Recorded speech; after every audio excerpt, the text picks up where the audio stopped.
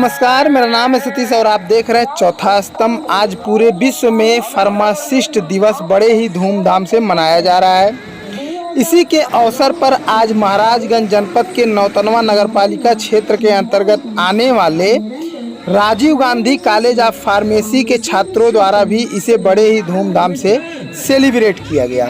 इस दौरान कॉलेज के डायरेक्टर शोभाराम साहू, शिक्षक छाया साहू, इसके अलावा तमाम शिक्षक और छात्र छात्राएं मौजूद रहे। इस दौरान छात्रों ने पूरे नगर में भ्रमण कर तमाम तरीके के जागरूकता अभियान है उसको चलाया। इसके अलावा अपने नुक्कड़ नाटक के द्वारा लोगों को जागरूक करते हुए नशा मुक्ति सहित तमाम स्वास्थ्य में बुराइयां हैं उसको लेकर लोगों को जागरूक किया और नुक्कड़ नाटक पर विशेष फोकस रहा उनका।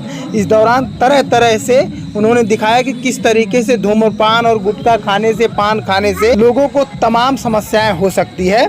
देखें हमारी खास रिपोर्ट।